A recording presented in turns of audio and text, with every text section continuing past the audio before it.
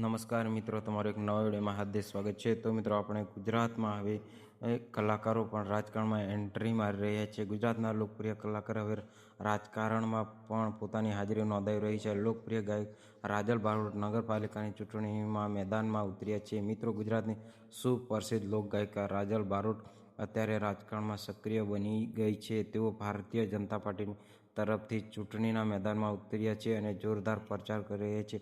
તાજેતરમાં તેઓ મહાદેવના આશીર્વાદ લઈ પોતાની અભિયાન શરૂઆત કરી છે. સોશિયલ મીડિયામાં પર તેમના પ્રચારના વિડીયો ઝડપથી વાયરલ થઈ રહ્યા છે અને લોકોમાં ભારે ચર્ચા જોવા મળી રહી છે.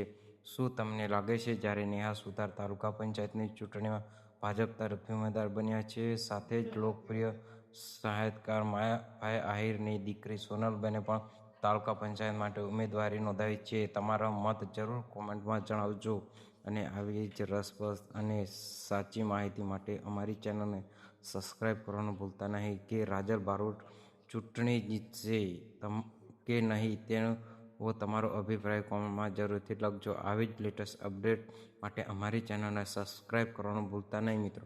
મળીએ એક નવા વિડીયો સાથે.